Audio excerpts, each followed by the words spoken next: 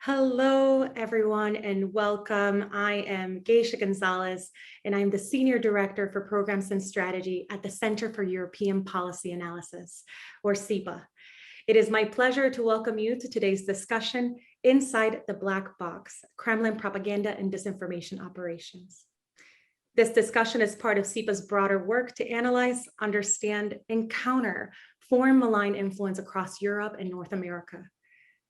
CEPA has a long track record of exposing Kremlin disinformation and was one of the first organizations in DC to raise the alarm back in 2015 with a report by our very own Edward Lucas entitled Information Warfare: What is it and how to win it?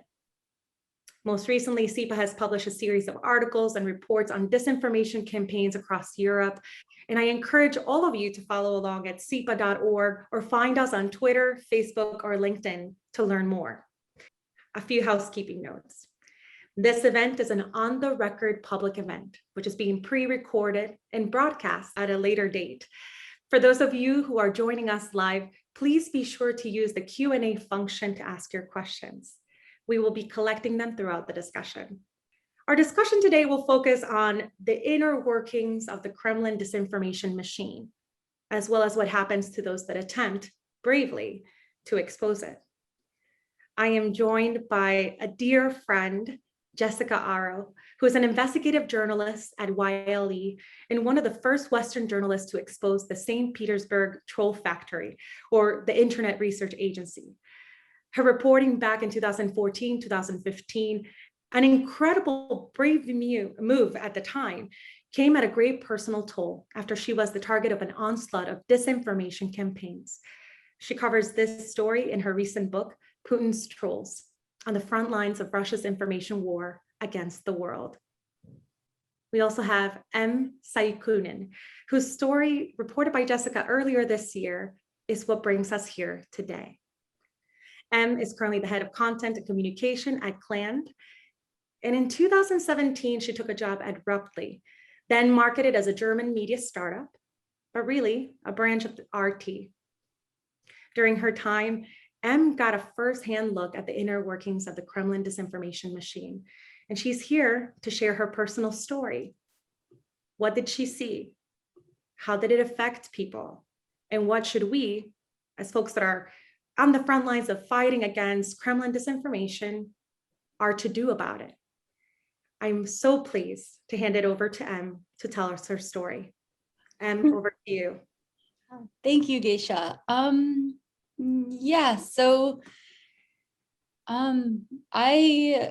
had originally actually left Western New York, where I was born and raised, because of a little event happening a little too close to home, where Trump was running for president. I couldn't see this going anywhere good. So at the time I was a graduate student, I left graduate school and I moved across the world to Istanbul. And there I was kind of freelancing, just doing like creative content and communications and teaching IELTS courses. So English language exams for non-English speaking students to attend university in English. Istanbul was an interesting place to be in 2016. There was the military coup event, likely orchestrated by Erdogan. I guess on the record, we can't say it was orchestrated by Erdogan, but at that time, Istanbul was, and Turkey was in some type of political upheaval, and the way news was coming into Turkey was very, very controlled in a way that I was not used to the experience of having come from Western New York. So at the time, it was a little bit tumultuous there, and after a car bomb quite close to my apartment right before Christmas, I decided I wouldn't be going back to Turkey and I would instead move to Berlin. In Berlin, sorry, I worked at a language camp helping kids to learn English for a bit. And then I took a job at Ruptly, which was a pretty interesting type of innovative startup. But at the time I did know that they were like affiliated with the Russian media machine, because it was something that I knew because a friend of mine was working there, and I had a journalist friend from London in Berlin at the time. And I was looking for a more permanent type of work than this type of freelance work coming into Berlin with no German, which is absolutely how I would never suggest anybody move to Berlin, by the way.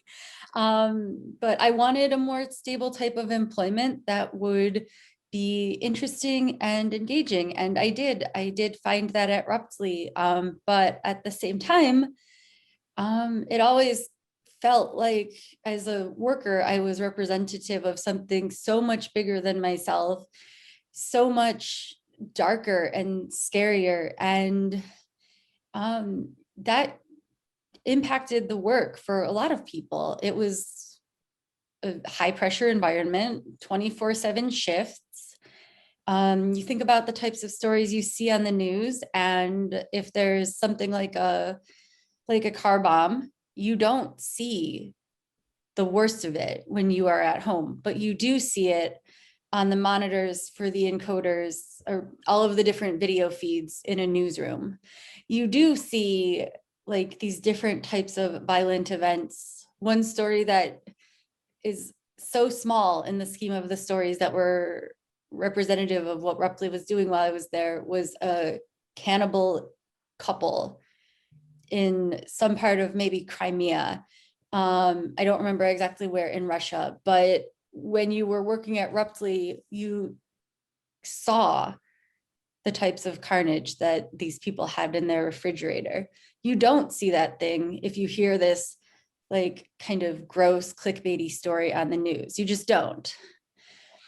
So there were a lot of things that you see in probably any type of newsroom that you can't unsee.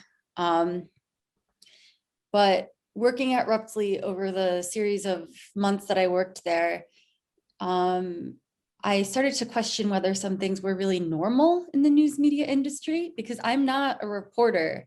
I'm not a journalist. I was just working in the like business operations side of this massive, I was the smallest peg in the cog in the wheel. So just noticing some things that were not really normal, I guess, probably from my own frame of reference. We pitched stories directly to media outlets under the guise of good customer service. So like we would have stories about like both sides of an independence referendum in Spain to for Catalonian independence down near Barcelona. And there would be stories pitched to one media outlet that were not pitched to media outlets on the other side of the political divide. There were certain stories that were pitched to Fox News that I personally sent the email to Fox News that had different stories that would appeal to Fox News as a client than would appeal to CNN or NBC as clients, because it's a B2B industry. A news agency serves news outlets. So essentially what Ruptly is marketing itself as is the like Ruptly is the Reuters or the Associated Press affiliated with like pro-Russia propaganda. So all of these things that I've mentioned so far are tactics that would be probably more normal in a B2B industry that isn't a news agency. Like you should pitch things to your existing customers if you have new things to pitch, because it can help them serve their customers better. But when you're pitching things to a news outlet to show to the public with their editorial spin, that's where this like ethical disconnect comes in. So to see that up close, that inner working was really kind of a shocking event. I guess. And like, even now, it blows my mind, like how tired and just overworked we all were. Like, I feel like I was sick a lot while I worked there because it was just so draining. It was really, it takes a psychological toll. There were nice people I worked with, and a few of them still work there, but a lot of people have left and gone on to other jobs in different news organizations, or as independent journalists. And I understand how it's probably for a lot of people much, much easier not to think about this time, not to talk about this time. But for me, that didn't end up being the case. And part of the reason why was a couple of months before I met Jessie, my friend from work had reached out to me and asked me to speak to a publication commonly known as BuzzFeed Germany about what had happened to her at work. And when somebody tells me that they were sexually assaulted at work and it's an open secret that this is going on, yeah, I was completely fine to try to talk to a BuzzFeed Germany reporter about this, but I wasn't very optimistic that they would do anything about this because I've been a foreign woman in a German workplace and it's not the most welcoming. But also these types of like Me Too situations are so common and it doesn't ever seem like anything tangible is done about them. So I did tell my colleague at the time, hey, like, what's going on in this company. I don't think that anybody is going to really uplift this story, but I'm happy to talk to a reporter about what is going on in this company in any way. And that reporter eventually decided, for whatever reason, not to follow this story. Since Jessica's story came out in March, I've talked to another German outlet and their legal department had a problem taking on Ruptly. So it is to some extent protected, I suppose, by German business law or by certain media laws, which to me is mind-boggling because the word flying around is that like there are secret accounts in Moscow where different like terrorist organizations run by states are paying into private accounts. Like there are like just so many different stories that can be tied back to like a piece of content owned by Ruptly. It's just kind of a big confusing mess in my brain because the entire time I worked there, I was just so overtired, so exhausted working these shift patterns, that it was hard to do the job well and to really deliver what they were looking for. And what they were looking for was to grow this organization as quickly as possible. And a lot of the editorial requests for like different story directions did come from people in Moscow. They came from Katya Marenkova. They came from not so much Dinara herself. I wasn't in very many meetings with Dinara, the CEO, but you would hear people at the meetings who are much higher up than you being like, well, Katya says we have to go with this story. And it's like a story nobody understands why this is a priority. If they're living in Europe, it's like, why do we have to do this story? And it's, well, Katya said so. This direction comes from Moscow. So Ruptly Moscow, which is not the headquarters, because the headquarters officially are in Berlin. Other things that I remember were there's a Maltese journalist called Daphne Caruana Galizia, and her car blew up. She's one of the journalists who broke the Panama Papers story. We really heavily covered, like there's not much happening in Malta that Ruptly considered newsworthy, but her death was one of the only Maltese stories, if not the only Maltese story that I recognized when I worked there. And I later lived in Malta, and that story was huge for an entire year. as they were trying to solve who killed Daphne. And I think that case is still unsolved now. So just the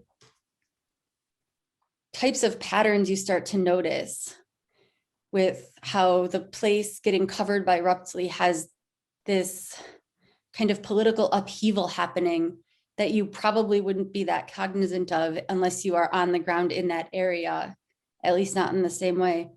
You see a protest on the news and it's very distant and far away and it's not close to home. And for me, an event that I remember in this way is when there were protests in DC, in Charlottesville.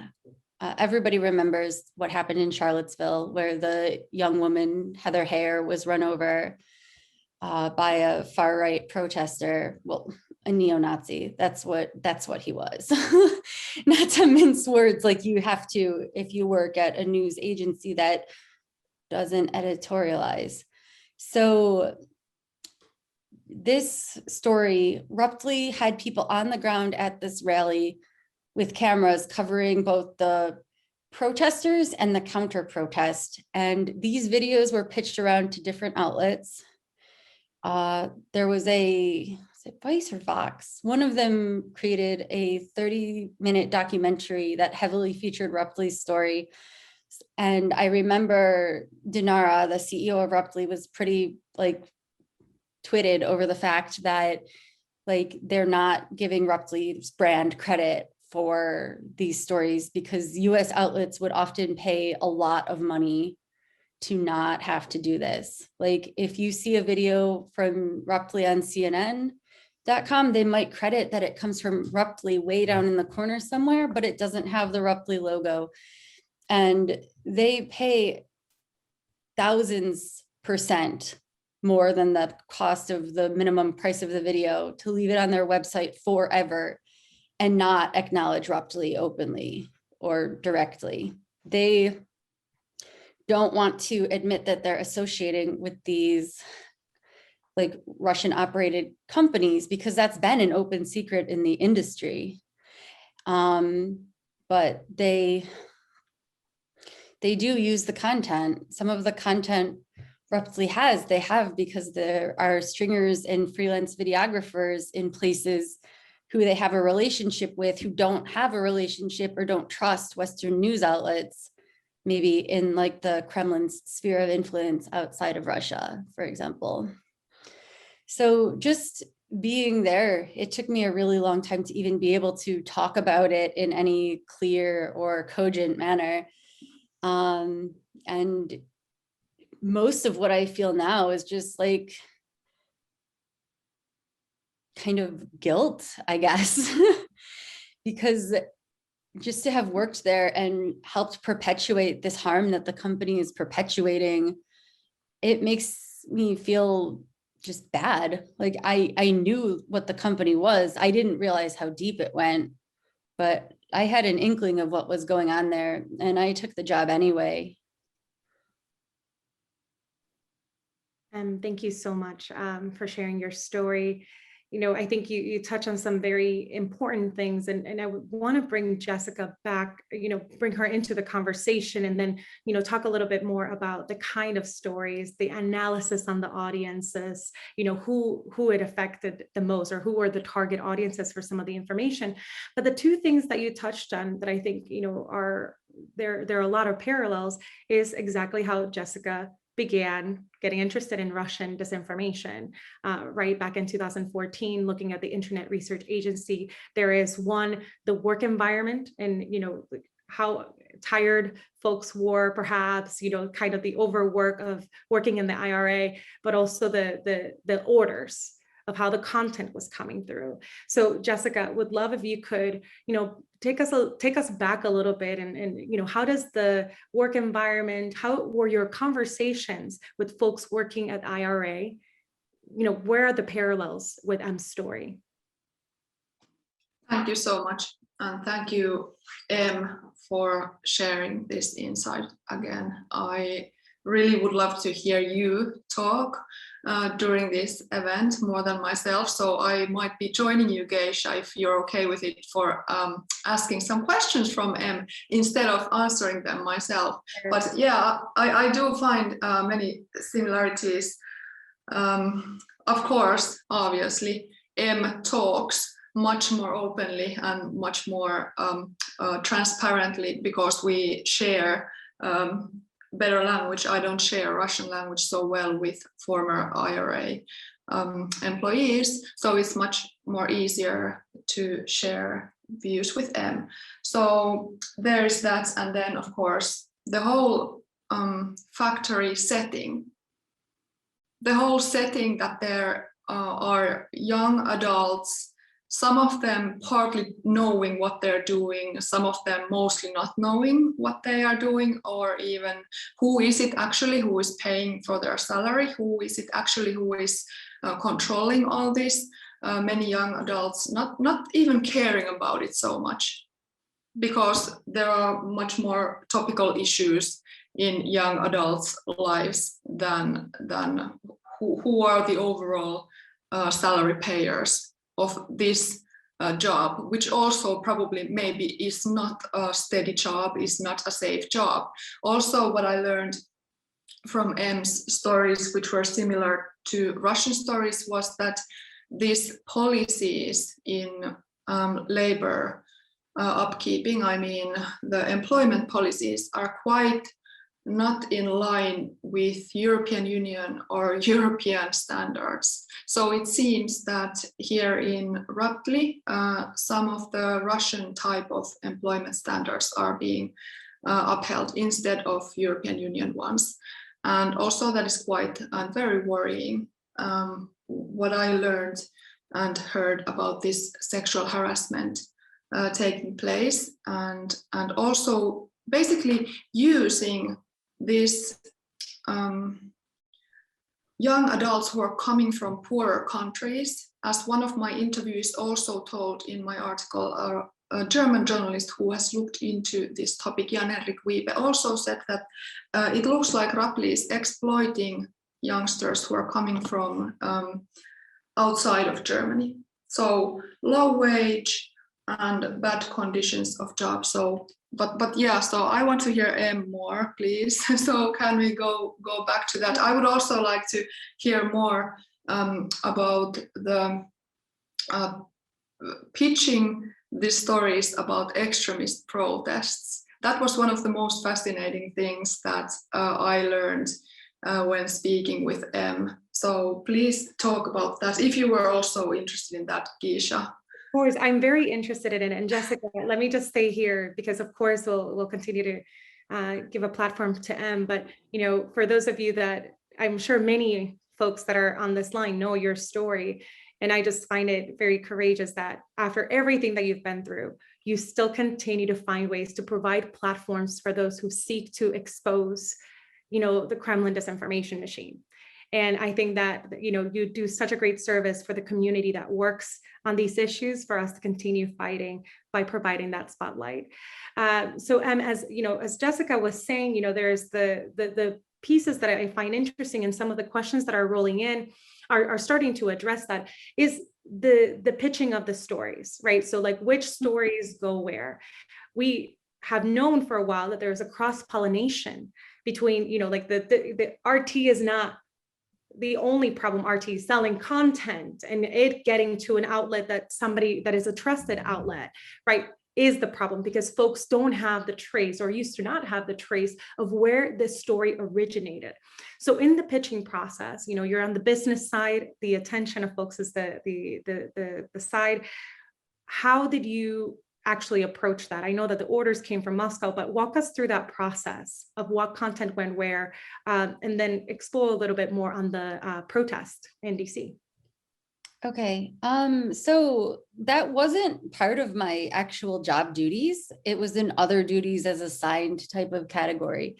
So all that was really defined in my typical job standards, and would be to kind of answer and triage incoming emails, and also to create every single day a newsletter of the different stories that had been published in the 24 hours previously. And that was on the morning shift. The afternoon had its own like task list, and the overnight had its own task list.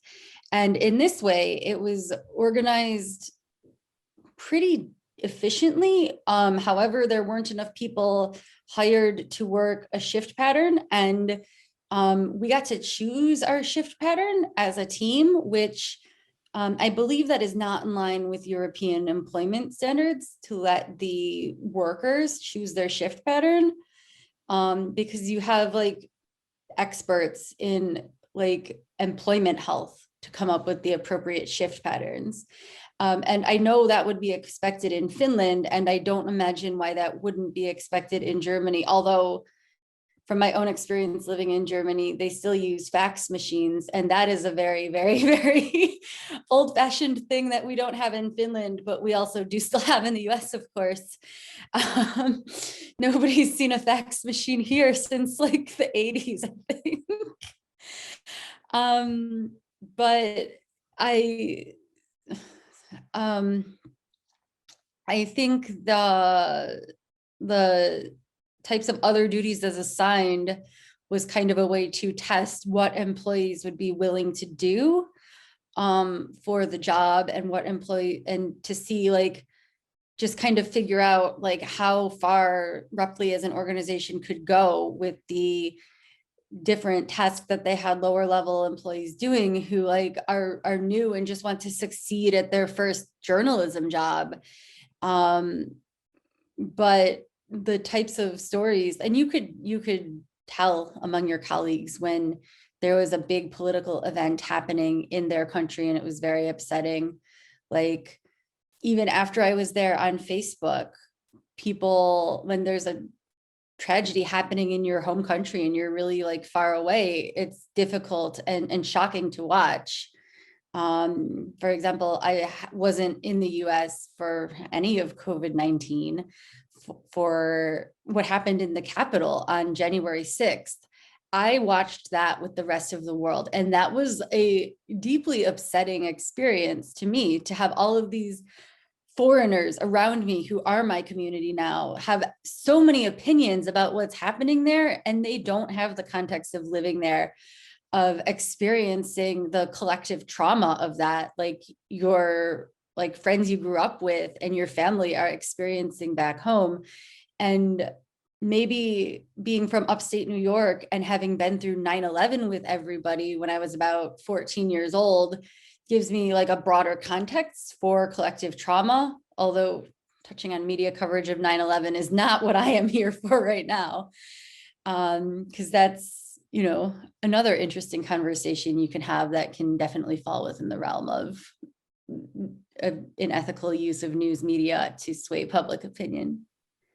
Can I Jessie? quickly ask, you told in the, for me in the article, and I would like to ask again about the atmosphere that was cult-like in the workplace in Ruptly. Can you please elaborate that? What does that mean more precisely? Thank you. I mean, I think that a lot of like early startups will really, really try to create a defined company culture. So I think that can come off as a little bit cult-like in certain situations. You see with smaller startups, the way people, the way they're branded, they try to find the best fit for their culture instead of doing a culture ad. Now, Ruptly didn't have this kind of division between a culture fit and a culture ad.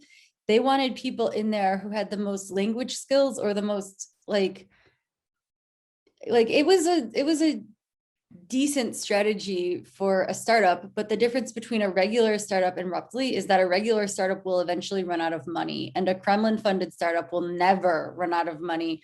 So there were a lot of ways that we were used as workers, which were completely like inefficient. We were, you know, you always have to be watching the news. You should bring in newsworthy stories from your home country. And one employee every month was given a €50 bonus for bringing in the best story from their home country that generated the most like business for Ruptly. And we weren't apprised of how much money the story generated. We just knew that the person who had brought in the story got a €50 bonus that month. But just a story that goes viral in a company like Ruptly, you know, you take maybe like between all of the labor that goes into a piece that's 2.5 minutes long, it makes so much more money, especially when you're underpaying everybody like that. A 2.5 minute long clip about a plane crash in Russia, which was mostly going viral in Russia. That story was downloaded so many times, like over 200 times in the 2 days after the plane crash in Russia, that probably nobody outside of Russia even remembers, unless they're really into airplanes. So the So work basically, environment. What?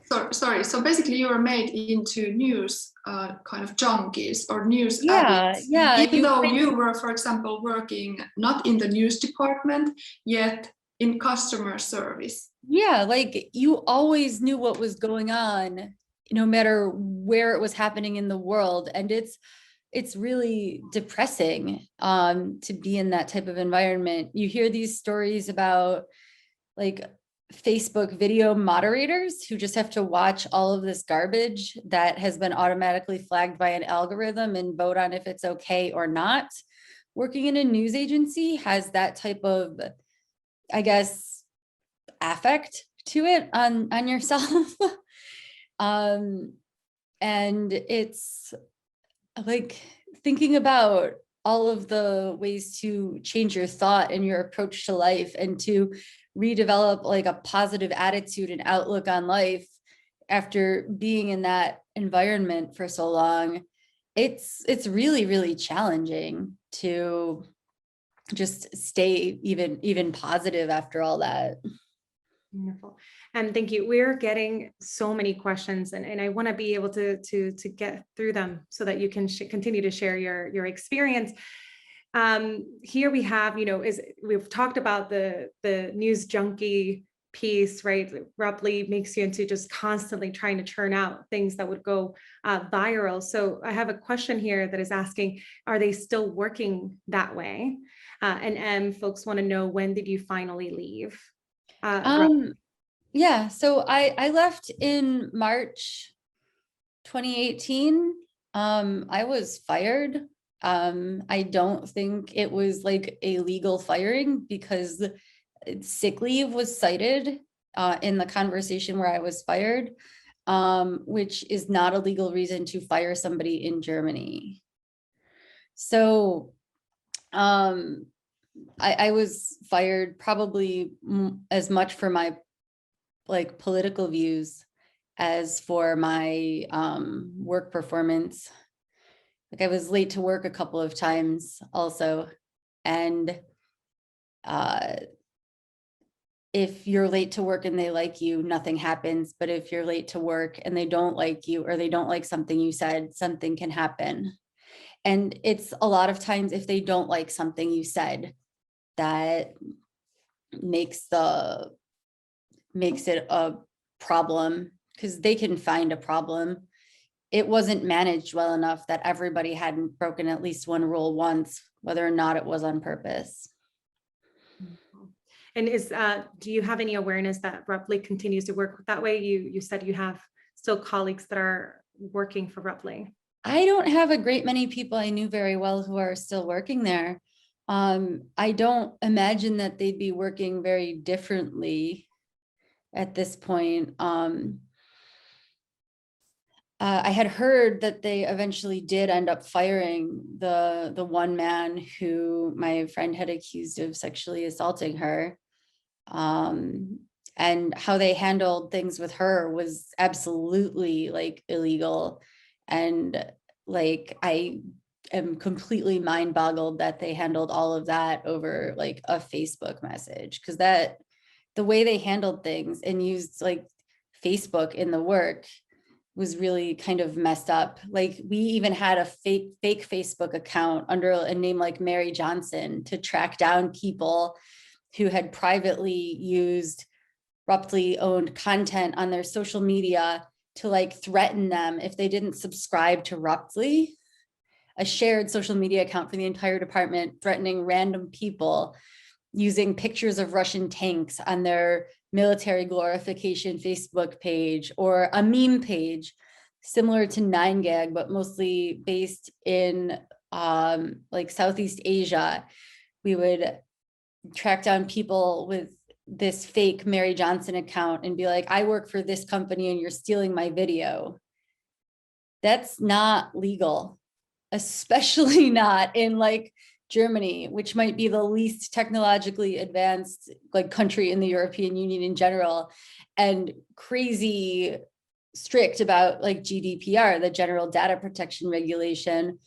We didn't use this fake Facebook account within Europe to my recollection, but we definitely used it to like reach out to people in the US. And obviously when you get a message from an anonymous Facebook account, like accused, saying you're gonna like go after them for posting this content on their like tank appreciation Facebook page, of course it's gonna make them like paranoid and like be a little verbally violent with you. And like, I'm not somebody who like really enjoys tanks or tank appreciation Facebook groups. So for me, it felt kind of really upsetting to have somebody like let off a string of swear words and talk about their gun collection in like a random anonymous Facebook post. But at the same time, I understand like it's absolutely crazy for a company to go after people and try to threaten them into not having a copyright violation on their Facebook page using a secret Facebook account. Like just the number of things that were just, it's like serious red flags, and you don't feel like you can talk about it, and you know what type of organization you are working for, so you don't want to say anything because it is scary. Like I don't want anything bad to happen to my family or the people I care about because I spoke out about this. And thank you. Have you, let me go to the content, and then I want to ask perhaps a little bit more of a personal question. But, you know, a lot of folks are interested in the chat generally about the content that was being passed along, right? Mm-hmm. You know, do you have any examples of one or two stories that were passed along where there was like a clear, you know, voice from Moscow, high editorial on it, and how do they like direct you to that? And then just a clarifying question from someone on whether they got it right that some Western outlets pay for RT not to be able to mark their videos with the green logo, or for. At the time, CNN, I know, paid €1,000 for one video to stay on their website in perpetuity, which means forever. So they own the license to that content to use it on CNN.com for the rest of time. At that time, I think a one-off video cost €30 to use or €50 to use for 1 month from a non-subscriber. And CNN was a non-subscriber, but they have a ton of money. So, sorry, I'm seeing these questions coming in. No worries. I'm tracking them for you, Ben. Oh, okay. I'm just going to close this. No, so and there was the question about, do you remember a particular story, perhaps one that had, you know, more editorial voice behind it, that you saw passed along? The one I remember was because it was in the work, like the group WhatsApp chat, was about like the Charlottesville. Ruptly wanted to have more of the branding included in a 30-minute, I think it was a Vox documentary, but it may have been Vice. It was one of those. So they really, really wanted the like Ruptly to be credited for the videos, and this company had paid so much money to not credit Ruptly in their videos, like mostly targeted at younger Americans who are left skewing. So I really want to be clear that like the way this media is used and how it impacts media in general, whether or not it's independent or mainstream, is that the news media outlets are going to editorialize and give the story a type of direction based on their own agenda. And in the US, there are very, very few public media outlets, but they do try to mostly maintain a more balanced reporting style. Now, this isn't true for all news outlets, but outside of the US, I don't think there's a single country that like considers Fox, for example, to be a news channel. Like even Canada labels it as entertainment. Just to be clear about that one. So, and I think like in the blurb about this, like, you know, like information about Jessica and I below this video on the website where you can register for the event, it says that like we are victims of this information warfare. And I think like everybody in communities that are kind of torn apart by the way information is used is the victim here. Like I was complicit in that. I don't consider myself a victim at this point. So you have not had any backlash for speaking out against Ruptly, no attacks? Not yet, but maybe this video will push them over the edge. I never know. You never know. And that is a scary, heavy thing to deal with. Like you never know. And so like, and so, you know, what motivated you to, you know, actually speak candidly with Jessica, share your story and begin, you know, uncovering this for us? well, I myself am a survivor of sexual assault, which is not uncommon, especially among like American women who have been to university or college. I think 25% have been sexually assaulted by the time they finish something like this. So, and that's not all in the university, that's women as a whole who go to university. So like you would think that given the financial barrier there, that things would be a little bit better than in the general population of American women who do attend university, given the education and class difference, right? But when my colleague had told me that she had been sexually assaulted at work, I knew the like rumors about people being gross at work, but nobody had told me what had happened to them at work.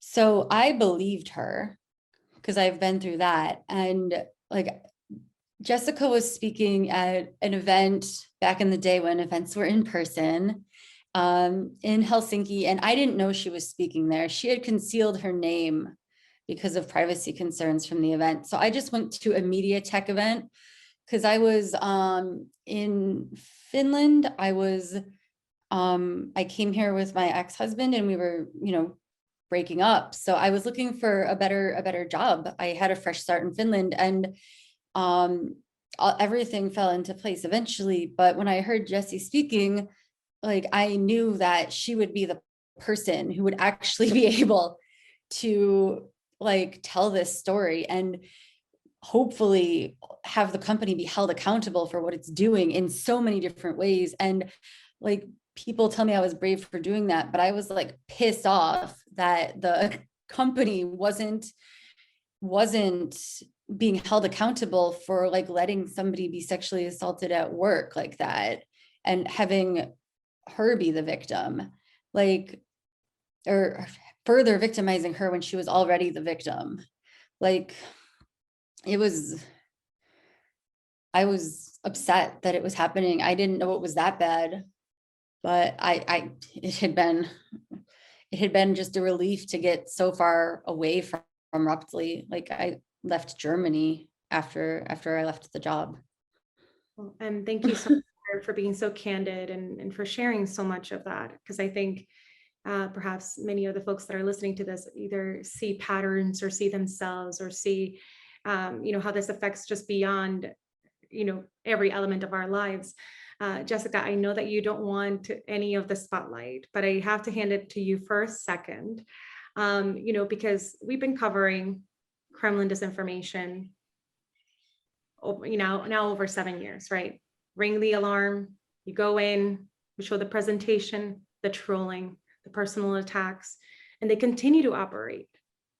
So clearly, while there's more awareness and disinformation has become, now we talk about it and we say disinformation instead of propaganda, misinformation, and things like that.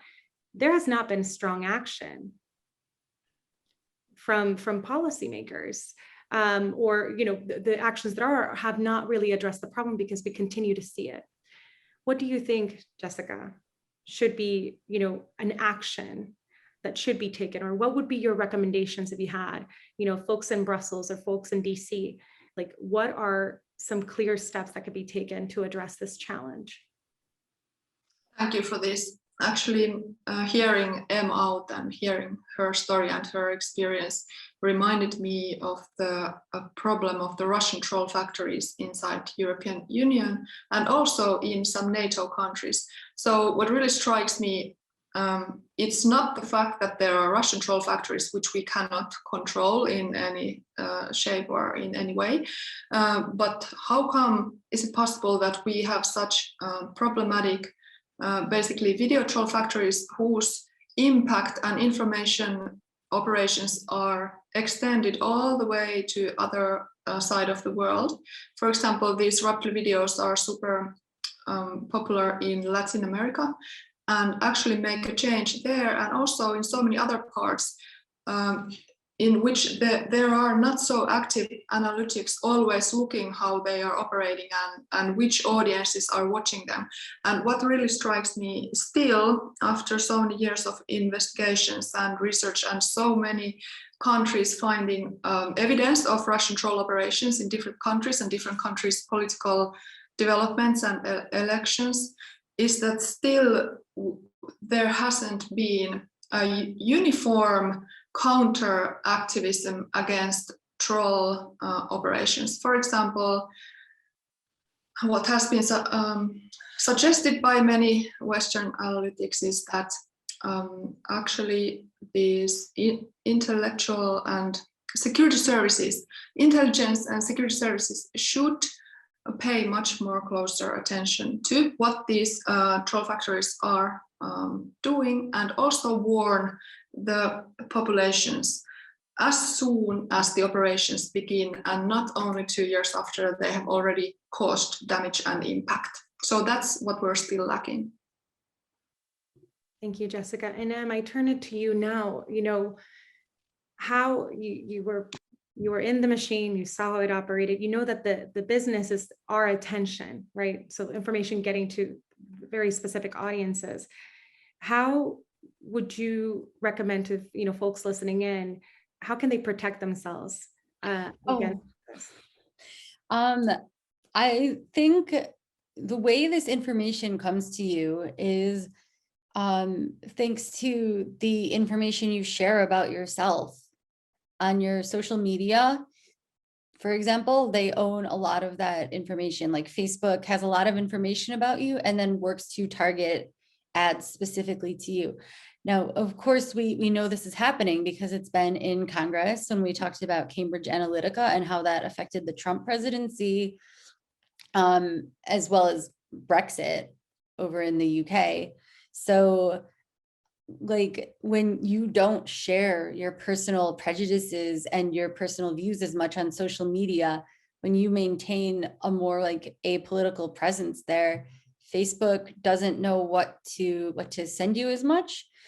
So I would say don't limit your voice, but do go into the privacy settings and really, really be careful with what you're sharing and how you're sharing it, because that's going to impact what you see. And the more you see something, you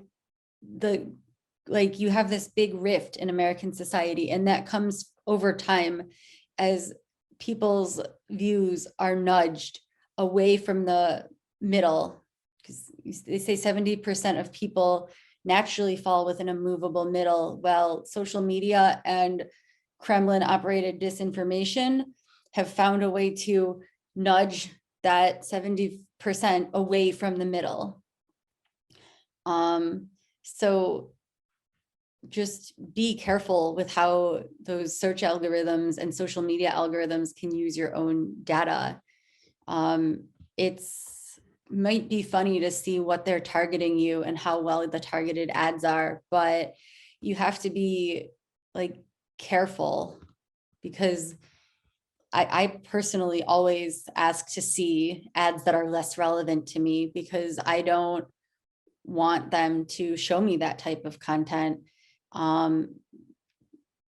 Any type of content directly targeted to me, it's a little bit creepy even that they can.